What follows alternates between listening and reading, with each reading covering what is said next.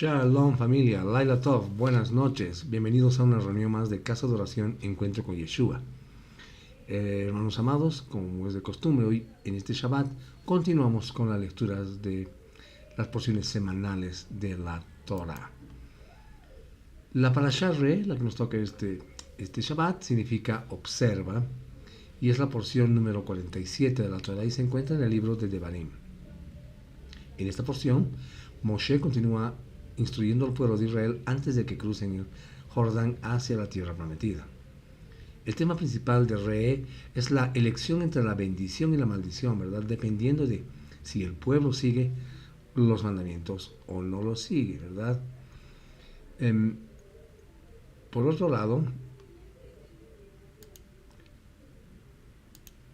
es importante que mencionemos que Re, que es traducida como observa o mira, más específicamente quiere decir escudriña con todas las fuerzas de tu alma.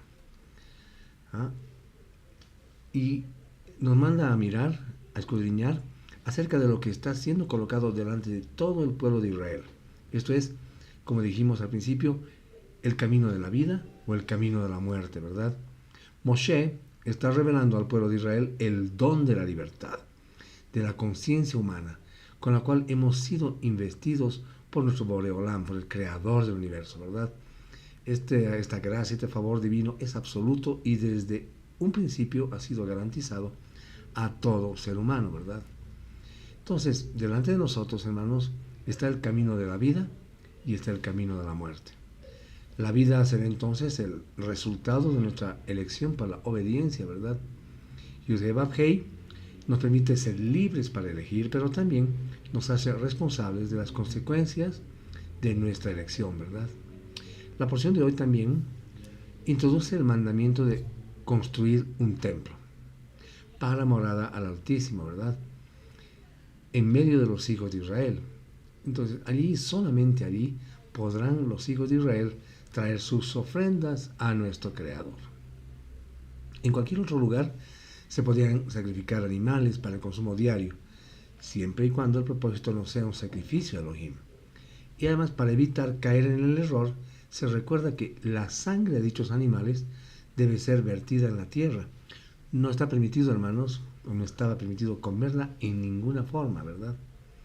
En este discurso, Moshe instruye al pueblo acerca de las leyes de los profetas, específicamente cómo reconocerlos y qué hacer ante un falso profeta, así como cualquier otro que incite a un hijo de Israel a la idolatría, ¿verdad? A efectos de resaltar la importancia de este asunto, los rasgos distintivos de un verdadero profeta, ¿verdad? Entonces vemos que la porción de hoy día es la porción 47, Re, que quiere decir observa y mira. Hermanos, Yud-Heh-Vav-Heh mismo lo ha llamado de forma especial para servirle como profeta, Moshe, ¿verdad? Que Yud-Heh-Vav-Heh entrega al profeta ciertas habilidades, mis hermanos, para explicar la Torah que todo el mundo reconoce, ¿verdad? Yud-Heh-Vav-Heh, por otro lado, reconoce al profeta para realizar señales y milagros que se cumplen en un tiempo apropiado, ¿verdad? Anunciado por la profecía. Hermanos, hay que darse cuenta que el profeta nunca habla por sí mismo, sino solamente lo que Yud-Heh-Vav-Heh le ordena decir, ¿verdad? Y así lo hace saber al pueblo. Porque decía, mis palabras no son mías, sino del que me envió, ¿verdad? El profeta verdadero no toma para sí el crédito, mis hermanos, por su profecía, siempre le da crédito a Elohim, ¿verdad? Bien, esos son algunos rasgos distintivos de los profetas. Un falso profeta, mis amados hermanos, podrá aparentar muchas de estas distinciones, entre otras que les acabo de mencionar. Pero hay dos que determinan si es o no es un falso profeta. Entonces podemos decir que su mensaje daña la Torah, es contrario a las enseñanzas de la Torah y pone en tela de juicio la autoridad de la misma Torah. Y segundo, que demanda servicio y adoración a otras deidades, que no sea estricta y únicamente el eterno, nuestro único Yud-Heh-Vav-Heh verdadero, ¿verdad? La porción también continúa luego con las leyes que deben seguirse para el caso de la comunidad, de la ciudad, ¿verdad?, que se hallaba culpable de idolatría. Moshe entonces les recapitula las instrucciones dadas previamente sobre los animales limpios y sobre los animales no limpios, haciendo hincapié en las marcas que deben ser tenidas en cuenta para identificarlas, para que sea una identificación apropiada, ¿verdad? Entonces se dan las instrucciones de los préstamos también y se especifica la importancia de mantener la relación apropiada entre economía y santidad en relación con el año sabático. Todos los préstamos, al llegar el año séptimo, deben ser perdonados y cancelados. La porción, hermanos amados, concluye con las ordenanzas relacionadas con el diezmo. Para las peregrinaciones, el diezmo de los pobres y las 3 fiestas. Esas fiestas que eran peregrinas, ¿verdad?, que deben ser santificadas por todo hijo de Israel en el lugar que nuestro Abacadosh escogiere, es decir, Jerusalén. Amén. Bien, amados hermanos, con esta breve introducción, entonces nos centramos de lleno en el estudio de esta hermosa porción. Y vamos a comenzar entonces leyendo su maravillosa Torah. Entonces, amados hermanos, antes de eso, les animamos a que estén atentos con sus cuadernos, sus escrituras, para poder seguir esta enseñanza, y ustedes puedan tomar nota para cuando terminemos la conferencia de hoy, pueden revisar el video en el canal de YouTube y puedan entonces con más calma poder completar su estudio sobre esta hermosa porción. Amén. Bien, hermanos, entonces nos vamos directamente a la Torah. Y la Torah nos muestra que la porción Re, la número 47 del ciclo anual de la Torah. Y entonces vemos que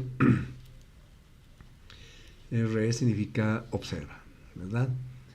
Bien, entonces, como habíamos dicho al principio, el significado de Re es mucho más fuerte que Shema, que oír y obedecer, porque tiene que ver con una percepción aún más profunda, hermanos, como una visión interior, o como los ojos ven, como los ojos del corazón ven, más bien. Amén.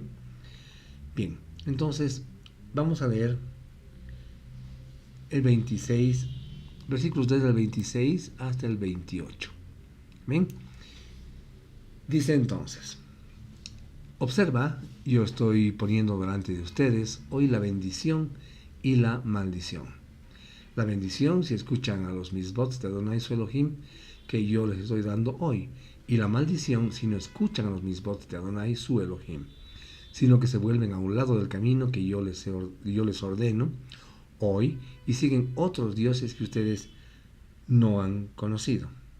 Entonces, hermanos amados, estamos en presencia de otro escenario de misericordia, podemos llamar, y de benevolencia por parte de nuestro Abacadosh, ¿verdad? Porque Él nos concede 2 opciones para que nosotros como hombres podamos ejercer en el terreno de la voluntad.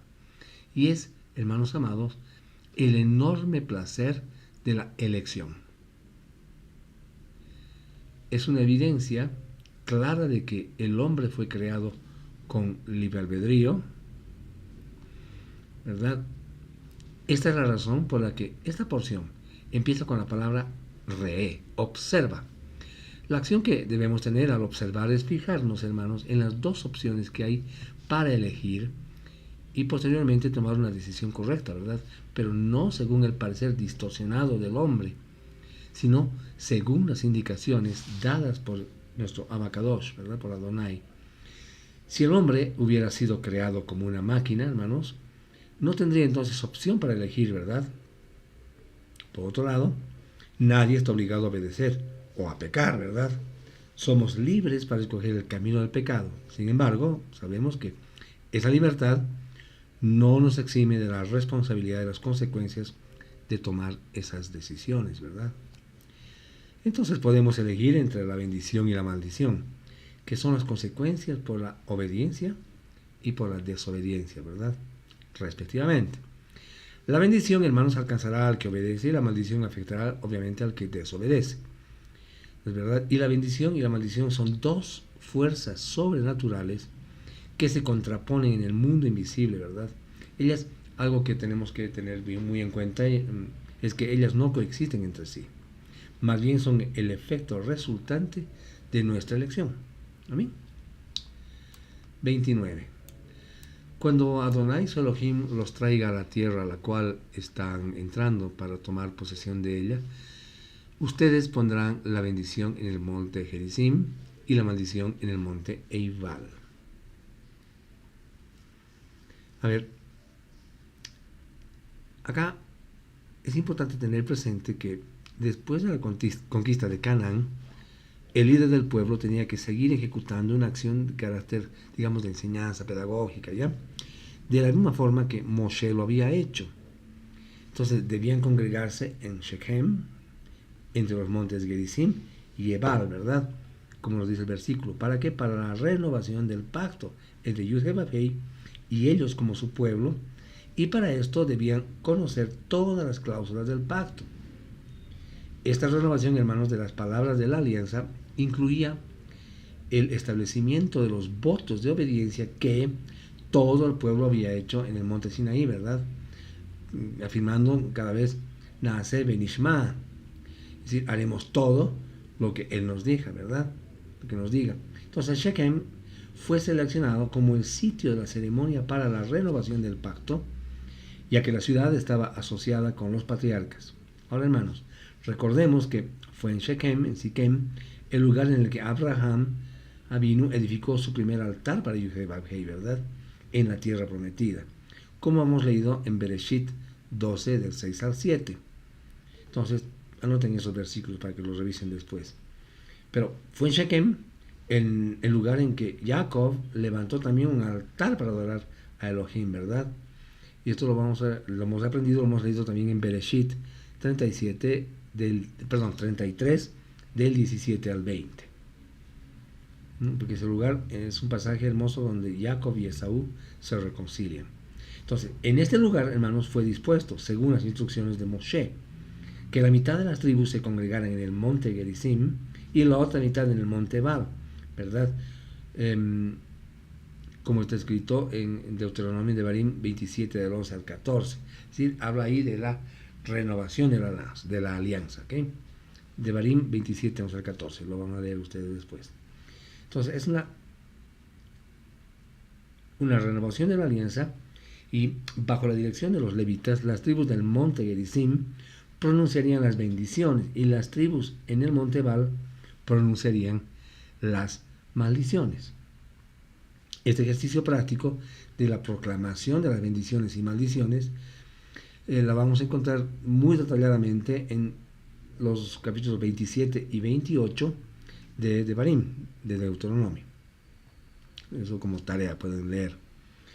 También aparece en Yehoshua, en Josué 8, del 30 al 35. Josué 8, 30 al 35. Basado en las instrucciones que Moshe también dio al pueblo, ¿verdad? Y otro aporte profético importante en este pasaje está en los significados de la palabra Shechem en hebreo. Está en el Strong 7926 y significa hombro, hombros, espaldas o algún lugar de carga. ¿Bien? Entonces, aprendimos, hermanos, de la historia de Yosef, el hijo de Jacob, que es un lugar muy espiritual, ¿verdad?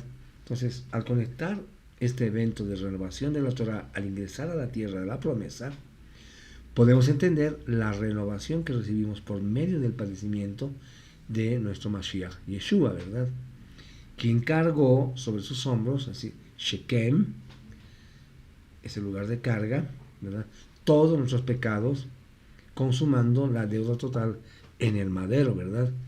Para que al pasar cada uno de nosotros por la Tevilá, por las aguas de conversión, por la inmersión, ¿verdad? Para así limpiar nuestros pecados y poder, hermanos, ser partícipes de las bendiciones por guardar su preciosa alianza, es decir, su bendita Torah, lo que estamos haciendo ahora nosotros, leyendo, escudriñando, nos estamos deleitando semana tras semana leyendo su maravillosa Torah, ¿verdad?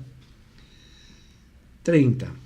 Ambos están al oeste del Jordán, en la dirección de la puesta del sol, en la tierra de los cananitas que viven en el Arabá, al otro lado de Gilgal, cerca de los árboles de pistacho de Moré. Entonces, como podemos ver también en este versículo, Moshe provee, da información detallada para la identificación del sitio en el que se ubicaba Siquem. Esta se encontraba en Canaán, al otro lado del Jordán, al occidente, hacia donde se pone el sol. La ciudad estaba en el territorio donde vivían los cananeos, ¿verdad? Cerca de la encina de Moré. La dirección del sitio donde Siquem estaba ubicada debe ser entendida desde la perspectiva del lugar en el que estaba Moshe, ¿verdad? En el momento que habló estas palabras. Esta encina de Moré aparece en el Antiguo Pacto en el momento en el que Abraham se encontraba viajando por Canaán. Eso lo revísenlo en Bereshit 12:6. Y probablemente es en el mismo árbol donde Rachel enterró las imágenes de los dioses extraños que había traído de la casa de su padre, ¿verdad? Eso pueden encontrarlo en Bereshit 35:4. Entonces, por misericordia, las buenas nuevas del Evangelio vuelve a ponernos por delante la oportunidad de elegir entre la bendición y la maldición, ¿verdad? Bendición si obedecemos el llamado a ese arrepentimiento, a ese teshuvah, ¿no es verdad? A la emuná en el Mashiach Yeshua y a la renovación del corazón, que es el resultado de la obediencia a los misbots, a los mandamientos, ¿verdad? Pero maldición si tenemos en poco una salvación tan grande y unas instrucciones, leyes y preceptos tan sabios, ¿verdad? Entonces debemos recibir con tanto gozo y agrado las buenas nuevas, ¿verdad? Y no tenemos que endurecer nuestro corazón. Entonces debemos escuchar la voz de nuestro Abacadosh mientras se anuncia en nuestros días, ¿verdad? Y mientras Él nos invita a acercarnos al trono de la gracia. Entonces procuremos más y más, hermanos, afianzarnos en la elección correcta, en la vocación dada por nuestro Padre para su cabot, para su gloria, ¿verdad? Y para nuestra dicha, para nuestro beneficio también. Amén. Bien, hermanos, vamos a ir al capítulo 12. Vamos a leer los versículos del 1 al 3. El lugar Kadosh único. Aquí están las leyes y estatutos que ustedes observarán y obedecerán en la tierra que Adonai, el Elohim de sus padres, les ha dado a ustedes para poseer por todo el tiempo que vivan en la tierra. Ustedes destruirán todos los lugares donde las naciones que ustedes están desposeyendo sirven a sus dioses, ya sea en montañas altas, en colinas o debajo de algún árbol frondoso. Destruyan sus altares, destrocen sus estatuas de piedra en pedazos, quemen sus postes sagrados completamente y corten sus imágenes talladas de sus dioses. Exterminen el nombre, ¿verdad? Dice acá, de ellos de ese lugar. Amén. Entonces acá vemos, hermano, que este texto está hablando de destruir los lugares de culto pagano, ¿verdad? Y borrar los nombres de los dioses falsos. ¿Ah? Y esto lo podemos comprobar en Devarim 12:4, que nos habla, dice, no actúen con Yud Hei Vav Hei, su Elohim de esa manera, ¿no? Entonces, hermanos, no se puede servir a nuestro Abba como lo hacen los idólatras con sus ídolos, ¿verdad? Ni levantar altares al Eterno en cualquier lugar. Solo es posible hacerlo en el lugar escogido por Él. También se ha interpretado este texto diciendo que está prohibido destruir cosas y lugares que han sido utilizados en el culto a nuestro Padre. Lo cierto, hermanos, es que no tenemos derecho a destruir la idolatría en lugares que no nos pertenecen. Solamente en el nuestro. El misbot, el mandamiento, es para la tierra de Israel, que fue entregada a los hijos de Israel. Entonces, sí, ahí tenemos autoridad para destruir la idolatría en los territorios que nos han sido dados, pero no, nuevamente les reitero, sobre otros. ¿Amén? El 4 dice, pero no tratarán a Adonai su Elohim de esa forma, lo que les decía, ¿verdad? Entonces, hermanos, si se compara con el verso 3 que dice que borren los nombres, ¿verdad? Que exterminen el nombre, nos puede llevar a la conclusión de que no podemos borrar el nombre del Eterno en ningún lugar. De aquí viene el mandamiento que prohíbe la destrucción de las cosas que llevan el nombre del Eterno, de nuestro Padre, ¿verdad? Y no podemos hacerlo. Ahora, esto traza una línea que impida que más bien sobresalga el sincretismo, que lucha por ser reconocido como del agrado de nuestro Padre. No está así, porque no se trata de hacerlo bajo nuestras condiciones, ¿verdad?, sino bajo las establecidas, para proceder con respecto a la dirección establecida en su palabra, hermanos. Si el mundo va en un sentido o en otro, el hombre y la mujer de Torah solo le debe interesar seguir el sendero trazado por los mandamientos, por los mitzvot, ¿verdad? Amén. 5. Más bien ustedes vendrán al lugar donde Adonai su Elohim pondrá su nombre. Él los escogerá de entre todas las tribus y ustedes buscarán ese lugar que es donde Él habitará e irán allá. Amén. Entonces, la instrucción concerniente al uso del altar dada en Shemot 24 a 26, eso pueden revisar ustedes, Éxodo, Shemot 20 de 24 a 26, que presupone diversos santuarios, ¿verdad?, en Israel, pero deja clara la centralización del culto. Sí, es decir, nos anuncia desde los comienzos un santuario único en el que Yud-Heh-Vav-Heh debería ser adorado, ¿verdad? Ahora, la selección de Jerusalén como el lugar donde el santuario central iba a ser edificado sucedió por causa de la, digamos, asociación de la ciudad, ¿verdad?, con el Melech David, y por causa del pacto que Yud-Heh-Vav-Heh había hecho con él. Amén. Segunda de Samuel nos dice en el capítulo 7, nos habla más bien del pacto de Elohim con David, ¿verdad? El capítulo 7 nos habla de eso. El templo en el monte Sión, como fue conocido a partir de Melquisedec, fue el lugar específico que nuestro Abacadosh seleccionó para manifestar su nombre y establecer, ¿verdad?, su residencia en Israel. Por esta razón, mis hermanos, el templo de Yud-Heh-Vav-Heh en Jerusalén, ¿no es verdad?, fue declarado el lugar donde el verdadero culto se debía hacer ahí, a nuestro Abacadosh Todopoderoso, y debe ocurrir según el testimonio de David, ¿verdad?, que nos dice en el Tehilim 76.2, en Shalem está su cabaña, su morada está en Sion, ¿verdad? Entonces no olvidemos que nuestro Mashiach Yeshua tiene el ministerio, ¿verdad?, de Melquisedec, tanto de rey como de sacerdote en la misma ciudad. Tehilim 110.4, Salmo 110.4 nos dice: Yud-Heh-Vav-Heh ha jurado y no se retractará. Tú eres sacerdote para siempre, según el orden de Melquisedec. Amén.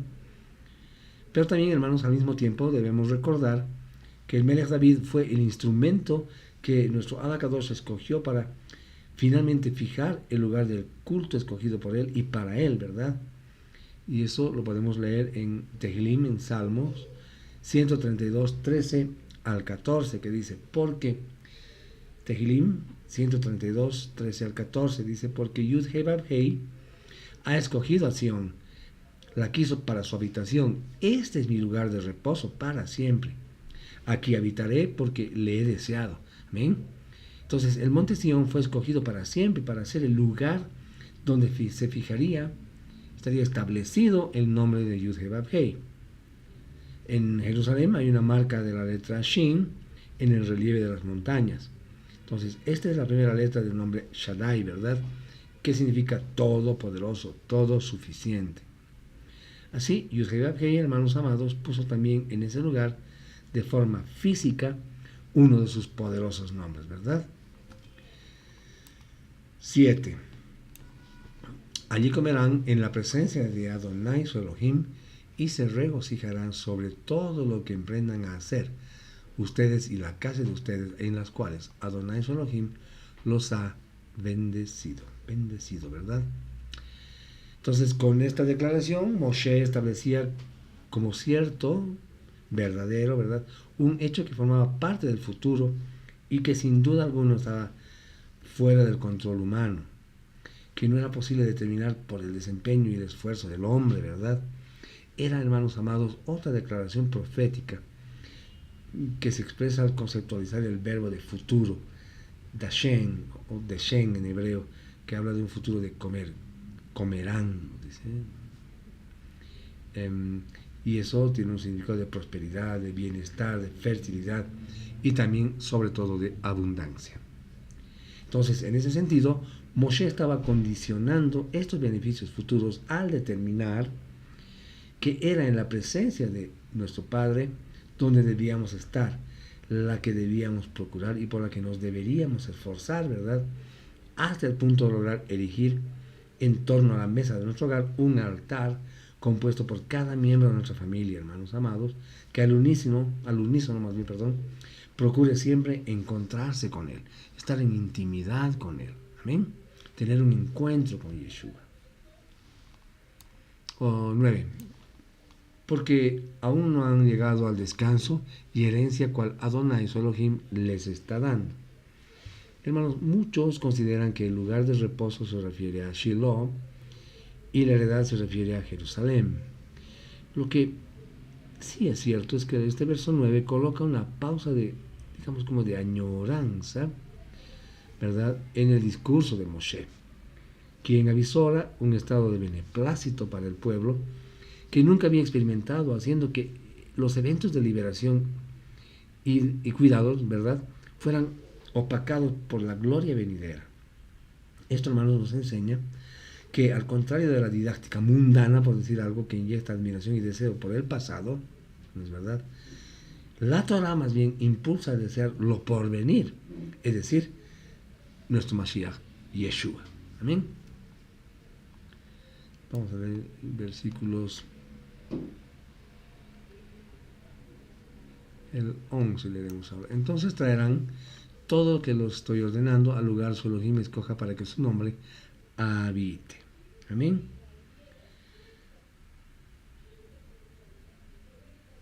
Sus ofrendas de ascensión, sacrificios, décimas partes, las ofrendas de su mano y todas sus mejores posesiones que ustedes dediquen a Adonai. Entonces, hermanos, en este verso se declara de manera profética el momento en el que sería establecido el lugar para el nombre de Yud-Heh-Vav-Hei, ¿verdad? Acá nos damos cuenta en esta porción de que esto se produciría no solamente después de la conquista liderada bajo la dirección de Josué, durante aproximadamente 14 años, ¿verdad?, después de que Israel obtuviera la paz. Esto no sucedió hasta el tiempo del Melech David, quien conquistó y subyugó a todos los pueblos enemigos alrededor de Israel. Y acá le voy a dictar algunos versículos para que ustedes puedan leerlos en esta parte y complementar su aprendizaje. Primera de Crónicas 18:20, Segunda de Samuel 7 del 1 al 2, Primera de Crónicas 21 y 22, Primera de Crónicas 22 del 8 al 10. Gilel, Lucas 1, 32, 33. Perdón. Bien, continuamos con la lectura de la Torah. El versículo 12.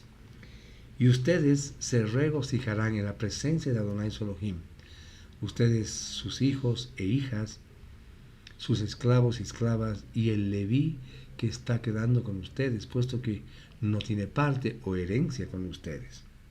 Hermanos, algo hermoso. En la presencia de Yud-Heh-Vav-Hei siempre hay alegría, ¿verdad? Si no se está experimentando alegría, por ejemplo, en oración o en este momento de que nos reunimos en la asamblea, en la Kehilá, algo está fallando, hermanos, y la cercanía con nuestro Abba está siendo afectada.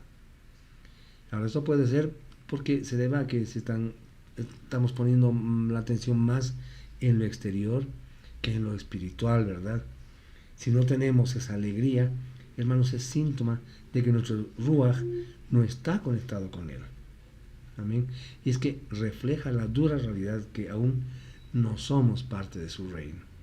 Pues el reino de Yud-Heh-Vav-Hei no es comida ni bebida, sino justicia, shalom y alegría en el Ruach HaKodesh. Amén. Como lo enseñó Rav Shaul también en Romanos 14:17. ¿No es verdad? Y pueden leer también acá Gálatas 5:22, donde vemos y aprendemos los frutos del Ruach, ¿verdad? Algo hermoso. Entonces pueden leer Romanos 14:17 y Gálatas 5:22. Verso 15. Sin embargo, ustedes pueden matar y comer carne donde quiera que vivan y cuando quieran,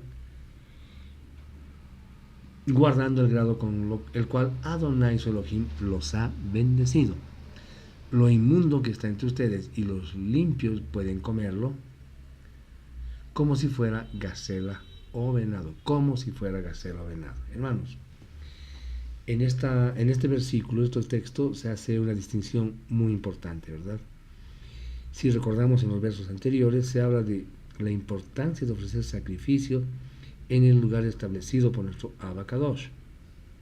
Sin embargo, acá vemos que se habla de una cena común y corriente, ¿verdad?, en la que no intervienen las reglas de la pureza ritual, que era contrario a las creencias de algunos que dicen que no se debe comer estos alimentos porque no está en pie del templo de Jerusalén y entonces se puede interpretar erróneamente como un sacrificio, pero no es así como lo dice el texto. Vamos a leer los versículos del 16 al 23. Pero no coman sangre, derrámenla en la tierra como agua. No comerán en su propiedad la 10ª parte de su grano, vino nuevo o aceite de oliva, que han apartado para Adonai, o el primogénito de sus reses u ovejas, o cualquier ofrenda por un voto, o su ofrenda voluntaria, o la ofrenda de su mano. No, ustedes comerán estos en la presencia de Adonai su Elohim, en el lugar que Adonai su Elohim escogerá. Ustedes y sus hijos, hijas, esclavos y esclavas, y el levita que es tu huésped, y se regocijarán delante de Adonai su Elohim en todo lo que emprendan para hacer. Por el tiempo que vivan en su propiedad, tengan cuidado de no abandonar al levita. Cuidado, ¿no? Cuando Adonai su Elohim expanda su territorio como él les prometió, y ustedes digan, yo quiero comer carne, simplemente porque quieren comer carne, entonces pueden comer carne, toda la que quieran. Si el lugar que Adonai su Elohim escoge para poner su nombre está muy lejos de ustedes, entonces matarán animales de sus reses y ovejas, cuales les ha dado, ¿verdad? Y lo comerán en su propiedad tanto como quieran. Verso 22 dice, cómanlo como lo hicieran con una gacela o venado. Los inmundos que están entre ustedes y los limpios por igual lo pueden comer. Solo tengan cuidado de no comer la sangre, porque la sangre es la vida y ustedes no comerán la sangre con la carne. Amén. Acá nos recalca mucho no comer sangre, ¿no? Ustedes no deben participar de la sangre. Hermanos, en 10 ocasiones se menciona esta prohibición en las Escrituras para el pueblo del Eterno. Está en Levítico 3:17, Levítico 7:26, Levítico 17:10, 12 y 14, Levítico 19:26, y también encontramos en Devarim, Deuteronomio 12:16, 12:23 a 25, y también en Devarim 15:23. En estos versículos, cuando lean, van a ver que se prohíbe terminantemente comer la sangre. En hebreo, Bayohal al-Hadam. Amén. Perfecto. La razón para la ley mencionada en los versículos que hemos leído del 15 al 16 anteriormente es explicada detalladamente en estos versículos del 20 al 28. El problema que estos versículos procuran resolver después de la conquista de Canaán y después del establecimiento del santuario es el de, como hemos visto, de sacrificar animales para comer. Entonces, ¿era posible para un israelita que vivía lejos del santuario central sacrificar un animal para comer? Entonces, lo que vemos es que esa prescripción, esa ordenanza declara que el pueblo podía sacrificar animales puros y comer su carne como parte de su dieta, todas las veces que deseara, pero cada persona tenía que reconocer la santidad de la vida de los animales y disponer de su sangre en la forma determinada por nuestro Padre, Esto significa obediencia a la Torah, ¿verdad? Y confianza en el que conoce lo que es mejor para nosotros. Y es que la autodeterminación y la presencia, perdón, y la prepotencia más bien, nos hacen muy mal y querer hacer las cosas en nuestras propias fuerzas, ¿verdad? Yud-Hei es el único verdadero. Entonces, toda conciencia del hombre sin el Ruach de nuestro Padre es una conciencia mentirosa, digamos, ¿no? Entonces vemos que no comer la sangre con la carne. Es que la Torah prohíbe el comer un miembro de un animal vivo. Esto no excluye de ser comensales de recetas asiáticas que presentan estilos semicrudos, ¿verdad? Como el sushi y otras comidas. En otras palabras, no se puede comer la carne de un animal mientras que su sangre, que es donde reside el alma, en hebreo nefesh, continúa en él, ¿verdad? Está clara la prohibición. Muy bien.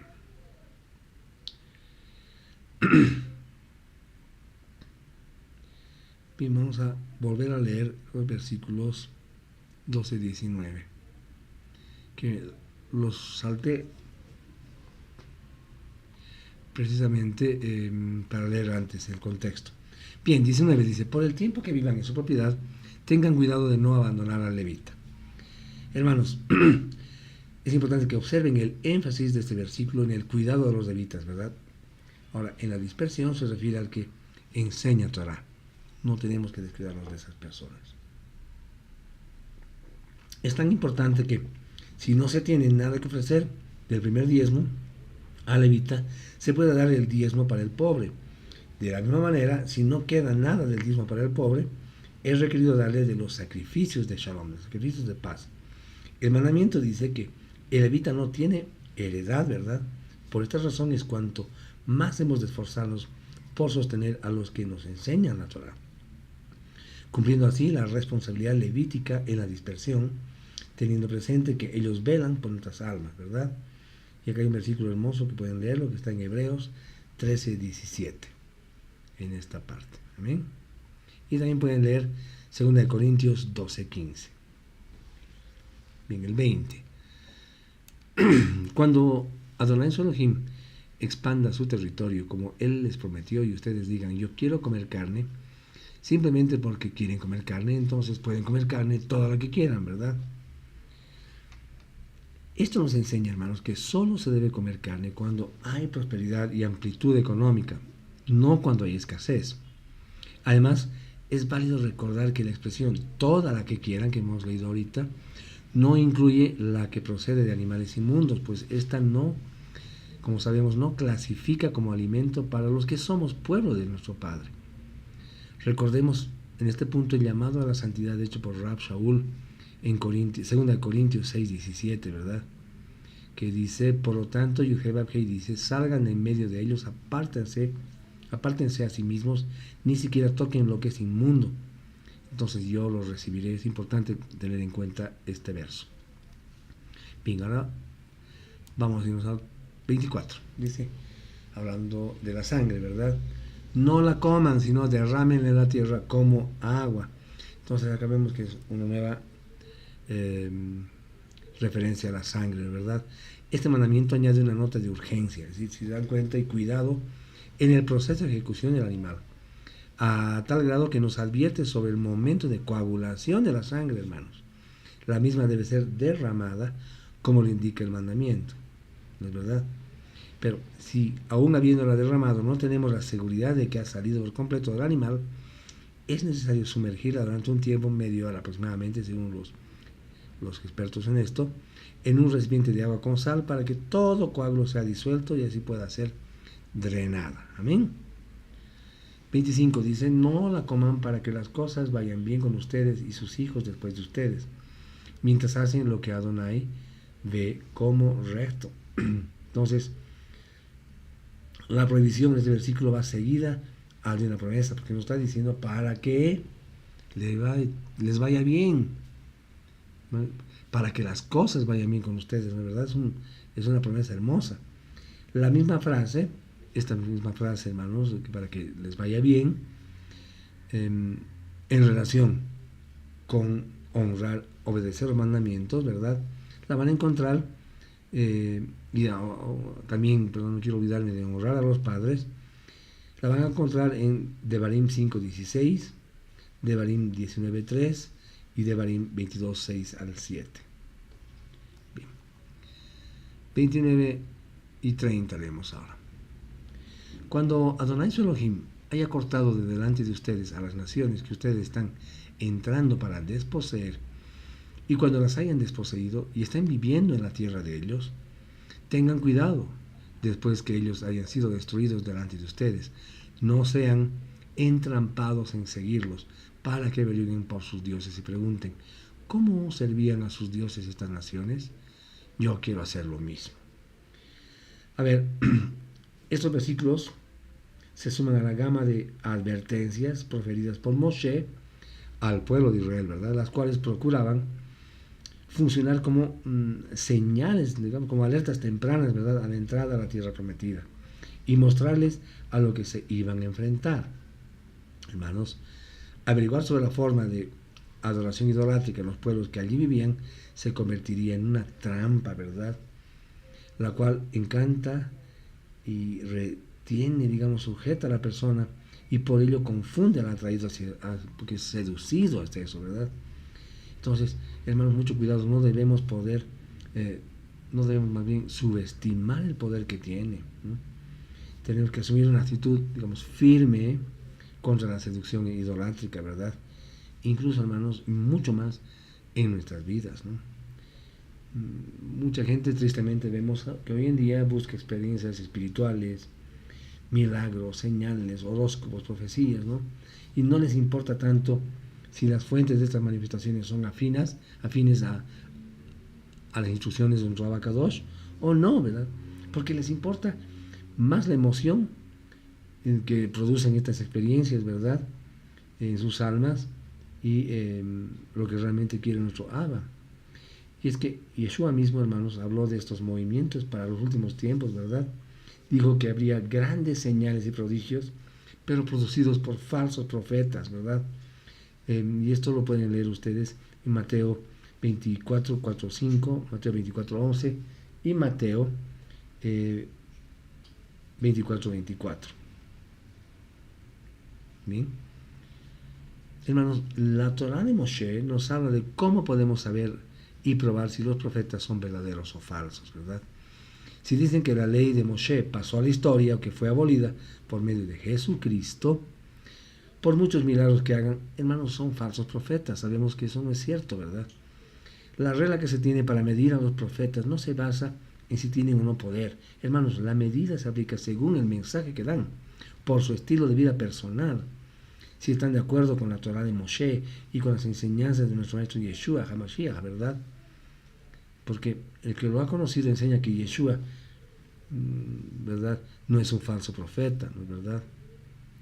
La Torá de Moshe, hermanos, los profetas y los escritos que incluyen los escritos apostólicos, enseñan que Yeshua nunca enseñó a sus discípulos a apartarse de Moshe o de las costumbres de Israel, ¿verdad? Y es que Yeshua tampoco nunca fundó una nueva religión ni instruyó a sus seguidores que lo hicieran. Yeshua nunca mezcló sus enseñanzas o prácticas con elementos paganos, ¿verdad? Por lo tanto, el cristianismo, que ha hecho todas estas cosas no es un producto del Mesías de Israel, ¿verdad?, ni de sus seguidores, sino el resultado de una gran apostasía, hermanos, mencionada también por los discípulos de Yeshua en los escritos apostólicos, ¿verdad?, en Segunda de Pedro, en Judas y en Hechos, ¿no? Ahora, si Yeshua hubiera hecho alguna cosa de estas, no sería el Mesías prometido de Israel, ¿verdad?, según las escrituras que fueron inspiradas por el Ruach. Entonces, hermanos, es tiempo de denunciar la mentira que se ha divulgado acerca de nuestro Mashiach, que es justo, Sadikim, ¿verdad?, y es Kadosh, es santo, para que el mundo yehudí y cristiano vea que Él es verdaderamente el que las escrituras dicen que es, ¿verdad? Pasamos al 13, vamos a leer los versículos 4 y 5. Ustedes, dice, seguirán a Adonai su Elohim, le temerán, obedecerán sus misbot escucharán lo que él dice, le servirán y se agarrarán de él. El verso 5 dice, y ese profeta o soñador será puesto a muerte porque él incitó rebelión contra Adonai su Elohim, quien los sacó de la tierra de Egipto y los redimió de una vida de esclavitud para seducirlos fuera del camino que Adonai su Elohim les ordenó seguir. Así librarán a su congregación de perversidad, ¿verdad? Amén. Hermanos, el rechazo de Yud-Heh-Vav-Heh por el culto celebrado a falsos dioses, ¿verdad?, se manifiesta en la orden de destruir completamente cualquier ciudad israelita culpable de tal práctica, ¿verdad? Según su mandato deben ser destruidos los falsos profetas, ¿verdad? Los propios familiares, según vemos en el versículo 9 que hemos leído, o los habitantes de las ciudades que incurrían en este pacto que intentaran arrastrar a los israelitas hacia la idolatría. Amén. Vamos al versículo 11. Entonces todo Israel oirá acerca de ello y tendrán temor para que cesen de hacer tal perversidad como está entre ellos. Hermanos, la ejecución de la persona que hubiera cometido pecado de muerte sirve, entre otras cosas, para que el pueblo tema ante el pecado y se mantenga alejado de la idolatría, ¿verdad? El Talmud nos dice que hay 2 de los 613 mandamientos que nunca se han aplicado en la historia. El mandamiento número 443, que habla de incendiar a la ciudad de descarriados a la idolatría y eliminar a ciudadanos, y el mandamiento 474, que habla de no construir la ciudad de los descarriados. ¿Amén? Perfecto. Vamos a capítulo 14, estamos en la cuarta lía y vamos a leer los versículos 1 y 2. Ustedes son el pueblo de Adonai su Elohim, no se rasgarán a sí mismos ni se raparán el pelo por encima de sus frentes en duelo por los muertos. Porque ustedes son un pueblo apartado como Kadosh para Adonai su Elohim. Adonai su Elohim los ha escogido para ser su especial tesoro de todos los pueblos en la faz de la tierra. Bien. Entonces acá Moshe reitera en su discurso la razón para la cual cada persona que camina en Torah debe observar una serie de características particulares, ¿verdad?, con la intención de distinguirse del resto del mundo. No sé, porque si vemos el versículo 2 dice, porque ustedes son un pueblo apartado como Kadosh. Es decir, nos están diciendo que son un pueblo apartado para Adonai, nuestro Elohim, ¿verdad? Entonces esta frase es producida con toda autoridad y fuerza derivada de su identidad como un gestor del pueblo santo, ¿verdad? Pero también nos incluye una prohibición de no proceder, ¿verdad? Ni siquiera en los momentos de mayor dolor, como por ejemplo el luto, de forma similar a las que no son pueblo de Yud-Heh-Vav-Heh. La declaración no se herirán, no se rasgarán a sí mismos por muerto, ¿verdad? Se refiere a una práctica pagana que el pueblo encontraría entre los idólatras de Canaán, tanto en ocasiones ceremoniales de su culto como en los velorios, y entierros. Amén. 14:8. Bueno, estamos en la era de las leyes de los animales e inmundos, ¿verdad? El 14:8 nos está diciendo que ni el puerco, porque tiene pezuña hendida, porque no rumia, no comerás la carne de estos, ni tocarás su cadáver. Bueno, ahí empieza todas las prohibiciones, ¿verdad? Me estoy centrando en los versículos más relevantes. Vemos en este libro que ahora nos hace un énfasis en un punto distintivo que se refiere a caer en ninguna circunstancia, ¿verdad?, en comer el cerdo, ¿verdad?, como una alternativa de consumo. Y esto es señalado como impuro, ¿verdad? La Torah misma nos mostró en Levítico 11:7 y 14:8, como estamos viendo ahora, ¿verdad? Es clasificado por su comportamiento como un animal omnívoro que consume basura y estiércol, el cerdo. Por lo que debemos entonces, hermanos, saber que en los climas cálidos se afirma que la carne de cerdo es causante de enfermedades cutáneas, triquinosis, entre muchas otras, ¿verdad? De las cuales nuestro Padre nos quiere proteger como medida de precaución, ¿verdad? Entonces, no comerás la carne de estos, dice, ni tocarás su cadáver, ¿verdad? Entonces, por esta cláusula, el pueblo de Elohim debe considerar que la carne de cerdo es abominación a Yud-Heh-Vav-Hei. Este animal simboliza, hermanos, la impureza y la villanía, como lo podemos leer, y anoten esto, en Mishlei, en Proverbios 11:22, Mateo 7:6, Segunda de Pedro 2:22. El 10. Pero lo que no tenga aletas y escamas, no podrás comer, es inmundo para ti. Hermanos, los animales marítimos o de río que no tienen aletas ni escamas son impuros para los hijos del Eterno, ¿verdad? Y no para los demás. Esta escritura nos enseña que solo para los hijos del Todopoderoso, para el pueblo de Israel, es prohibido el consumo de estos animales. Ahora, si una persona de origen gentil que se ha convertido a Dios de Israel por medio de Yeshua HaMashiach, hermanos, ya no está fuera de Israel, ¿verdad? Ya no está fuera de Israel. Entonces, estos mandamientos le aplican, porque ha sido apartado de los demás pueblos para ser diferente, ¿verdad? Y esa diferencia se notará aún en su manera de comer. Porque estos mandamientos son para los que somos pueblo Kadosh. Amén. Bien. Esto lo leen ustedes, vamos a irnos al 21. Y nos dice, no comerán ningún animal que muera naturalmente, a pesar de que pueden dejar que el extranjero que se quede con ustedes lo coma. O lo venderás al extranjero porque tú eres un pueblo Kadosh para Adonai tu Elohim. No cocerás el cabrito en la leche de su madre.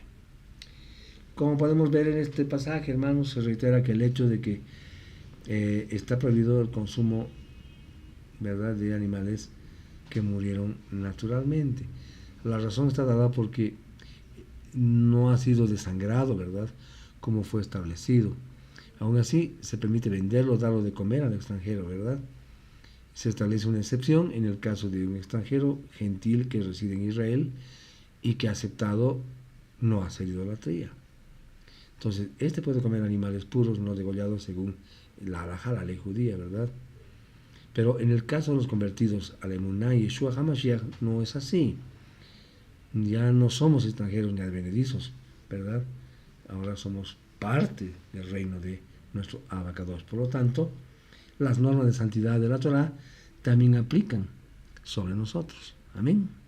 Bien. 25.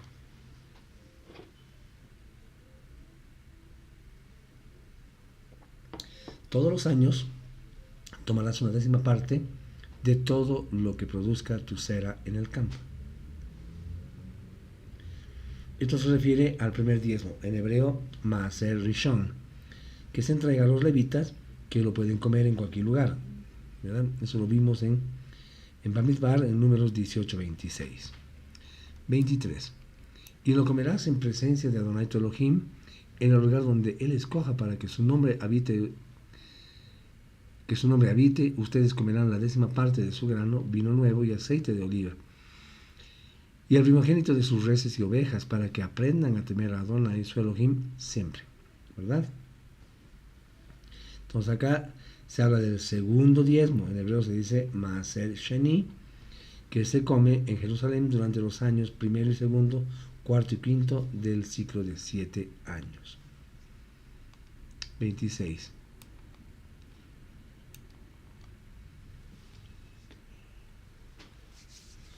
Y cambiarán el dinero por cualquier cosa que ustedes quieran, ganado, ovejas, vino u otro licor, o cualquier cosa, que plazcan, y lo comerán allí en la presencia de Adonai su Elohim, y disfrutarán ustedes y su casa. Amén. Hermanos, a ver acá, la Torah no prohíbe tomar bebidas alcohólicas. Este texto menciona 2 tipos de bebidas alcohólicas. Primero, el vino, en hebreo se dice yain, ¿verdad? Está en el Strong 3196, que viene de una raíz que significa fermentar. Por lo tanto, no puede referirse al jugo de uva sin alcohol, que en hebreo se llama tirosh. Eso está en el Strong 8492, que significa mosto, jugo de uva fresca, vino fermentado. Pero también encontramos la palabra traducida por la Reina Valera como sidra, que es la palabra hebrea shehar, que quiere decir bebida embriagante, es decir, un licor. Shehar es un licor. Estas bebidas están permitidas ingerir en la ciudad más santa delante del Eterno, justamente con la comida, con el fin de alegrarse delante de Yud-Heh-Vav-Hei. Sin embargo, hermanos, sabemos que las escrituras prohíben embriagarse. Una buena regla para una persona adulta es no tomar más de un vaso de vino de 12 grados de alcohol o 2 o 3 copas, ¿verdad? Pero si uno no tiene esa capacidad de asimilar el alcohol, entonces o tiene que tomar menos o no tomar para no emborracharse, ¿verdad? Al hacer un estudio minucioso de este tema, se puede identificar que el límite de las escrituras no es la total abstención del alcohol, ¿verdad?, sino el abuso de este. Amén. Bien. 28 y 29. Al final de cada 3 años llevarán todas las décimas partes de su producto de ese año y lo almacenan en sus pueblos. Entonces el leví, porque él no tiene parte o herencia como ustedes, junto con el extranjero, el huérfano y la viuda que viva en sus pueblos, vendrán y comerán y estarán satisfechos, para que Adonai su Elohim los bendiga en todo lo que sus manos producen. Entonces, en esta porción se recuerda que cuando vemos y leemos la Torah, los intereses de los pobres y necesitados están, hermanos, vinculados a los intereses de nuestro Padre, ¿verdad? La razón para cuidar de los menos privilegiados era que nuestro Abacadosh impartiría su bendición al que cumple con el mandamiento de dar tzedakah, ¿no?, de hacer justicia, de dar ofrenda, como lo enseña Tehilim 112.9, Salmo 112.9, que dice: reparte libremente a los pobres, su benevolencia dura para siempre, levantará su frente con honor. Hermanos, lo que nos lleva a asumir la verdad escritural que cuando una persona da tzedakah, ¿verdad?, la ofrenda en este mundo invierte en un lugar para sí en el mundo venidero. En un hebreo lo decimos Olam Haba, ¿verdad?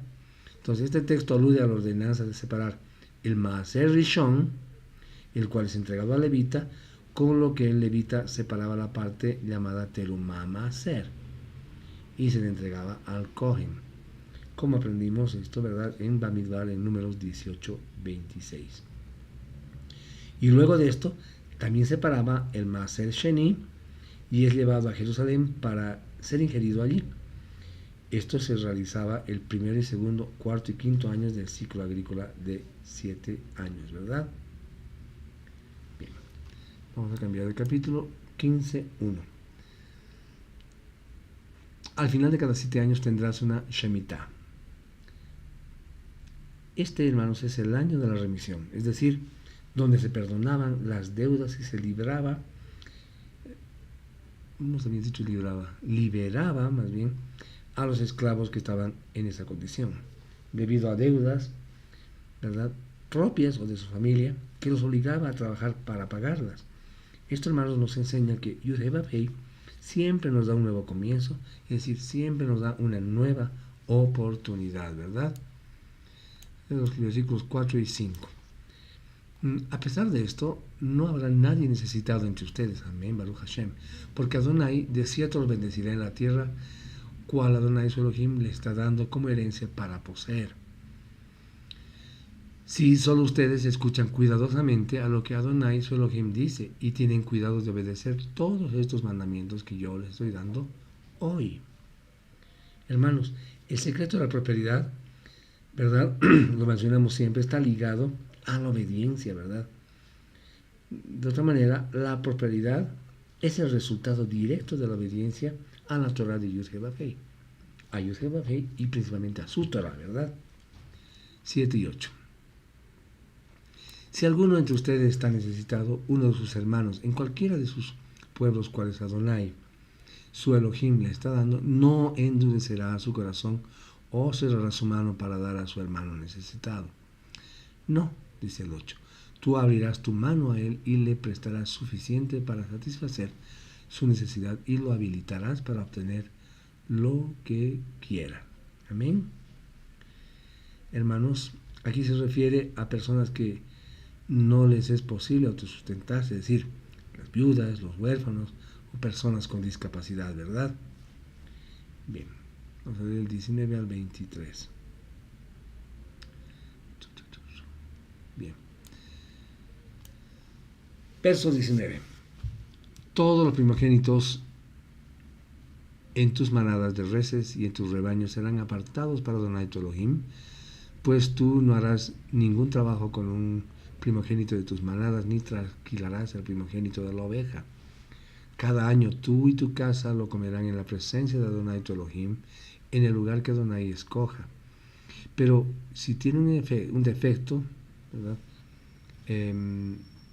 Está cojo o ciego, o tiene cualquier otra falta, no lo sacrificarás a Adonai tu Elohim, más bien lo comerás en la propiedad tuya.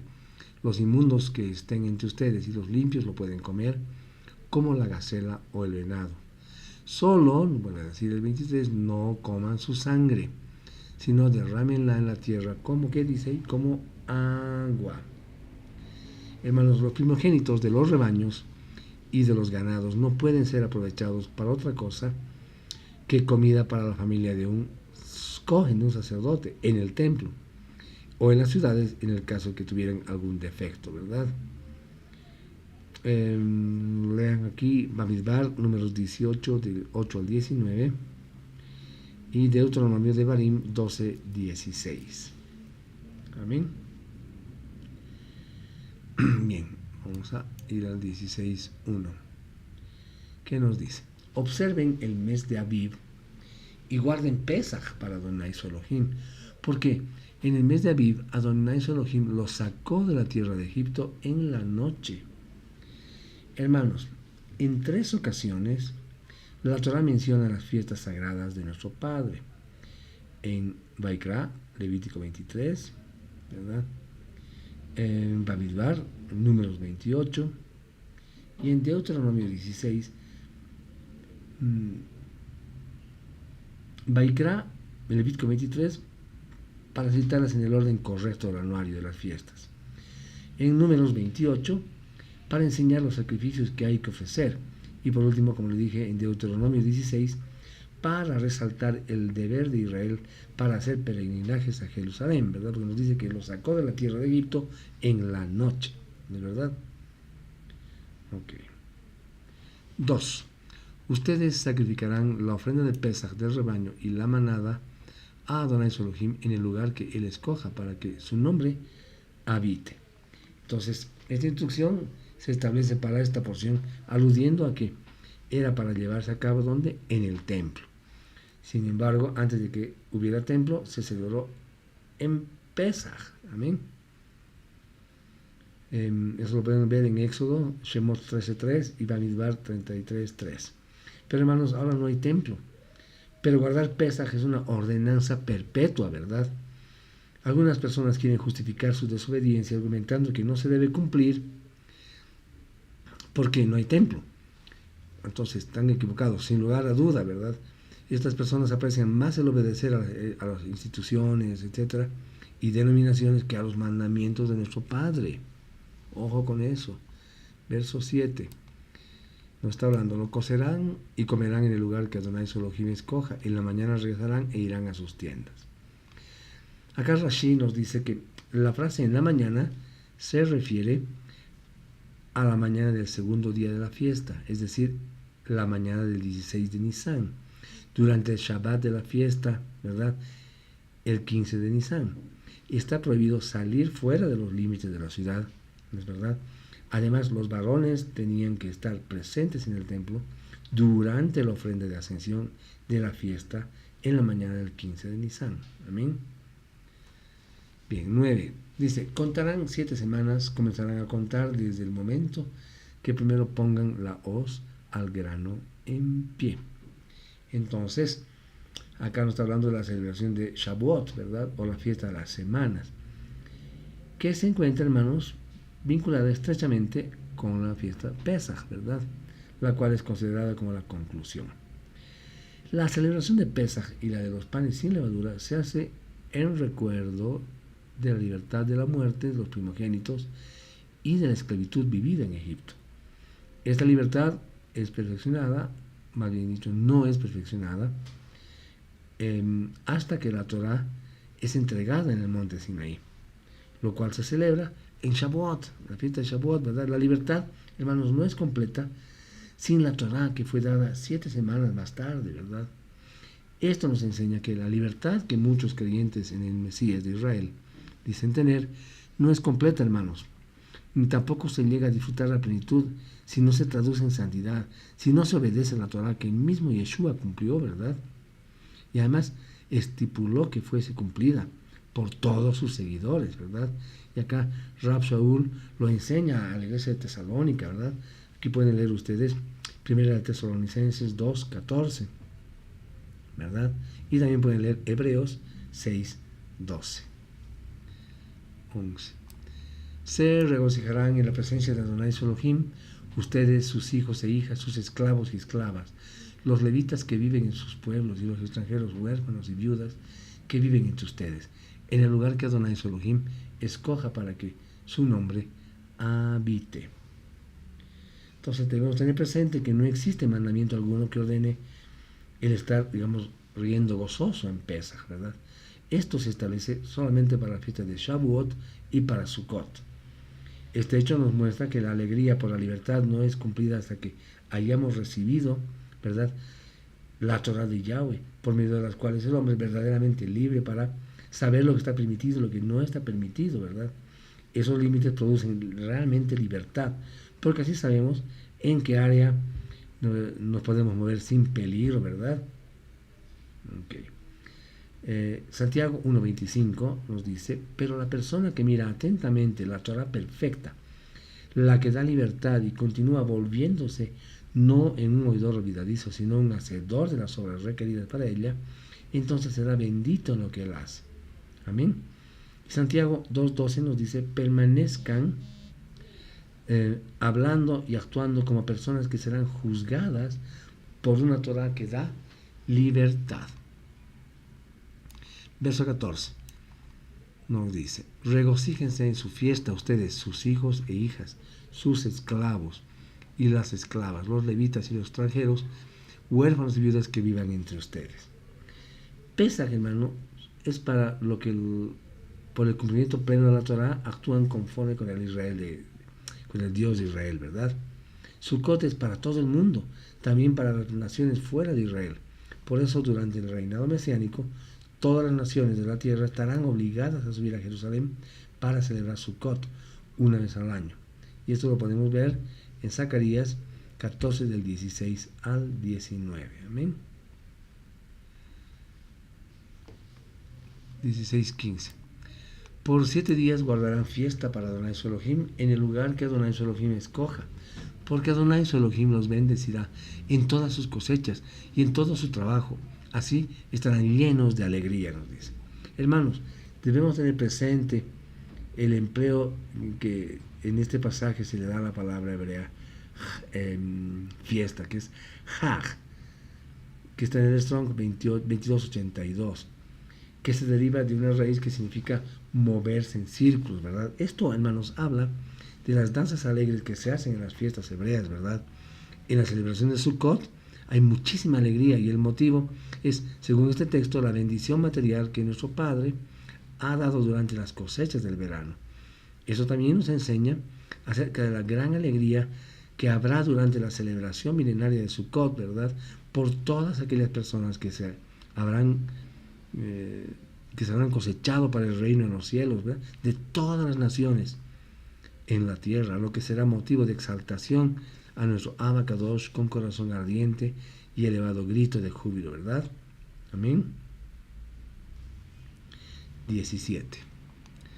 Sino que todo hombre dará lo que pueda, de acuerdo a la bendición que Adonai les ha dado.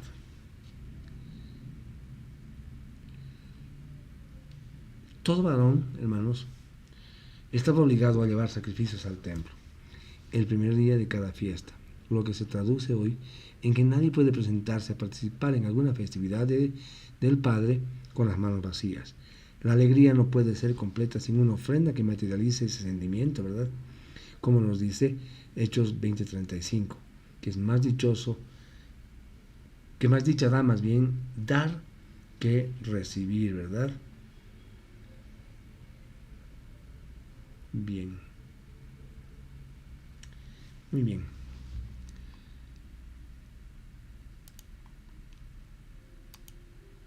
Ok, hermanos. Entonces vemos bien, queridos hermanos, que la porción re nos desafía a tomar decisiones conscientes, ¿verdad?, en nuestra vida de Emuná, eligiendo la obediencia a Yud-Heh-Vav-Hei y las bendiciones que vienen con ella. En Yeshua HaMashiach, amados hermanos, vemos la encarnación de estas bendiciones y la culminación de las promesas de nuestro Abacadosh. Al aplicar estos principios a nuestras vidas, estamos llamados a vivir en santidad, centrados en la adoración a nuestro Mashiach Yeshua y mostrando, hermanos, su amor a través de la generosidad y el cuidado de los demás, ¿verdad? Es mi deseo y oro a nuestro Abba para que esta porción, esta parashá, nos inspire a caminar en la obediencia y la gracia que Adonai nos ha dado a través de Yeshua. Esta porción nos recuerda también la importancia de nuestra herencia espiritual y nos desafía, hermanos, a vivir vidas que honren a Yud-Heh-Vav-Hei. Al estudiar esta porción de la Torah podemos descubrir un tesoro de verdades que nos ayudarán a crecer en nuestra emuná y a servir a Elohim con todo nuestro corazón. Amén. Que Yeshua los bendiga en todas las áreas de sus vidas, pero principalmente en el estudio de su palabra. Amén. Amados hermanos, con esto habríamos concluido la lectura de la porción número 47, Re, observa, y estará con nosotros hasta el siguiente Shabbat. Amén, donde nuestro Abacadosh, si está en su voluntad, nos va a reunir en este mismo lugar. Shabbat Tov, hermanos.